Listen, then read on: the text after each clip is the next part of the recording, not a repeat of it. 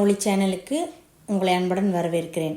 இன்றைக்கி நம்ம சப்த கன்னிகைகளில் மூன்றாவதாக கௌமாரியை பார்க்க போகிறோம். கௌமாரி குமரனின் அம்சமாக விளங்குபவள். அம்பிகையின் கைகளிலிருந்து பிறந்தவள். கௌமாரி குழந்தை செல்வத்தை அள்ளி தருபவள்.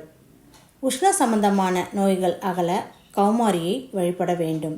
இவளுடைய வாகனம் மயில், உகந்த மலர்கள் முல்லை, பன்னீர் ரோஜா, நைவேத்தியம் புளியோதரை.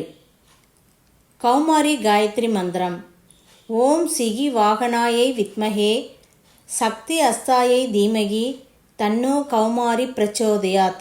இந்த மந்திரத்தை 108 முறை சொல்லலாம் அல்லது 21 முறை ஜபிக்கலாம். நன்றி.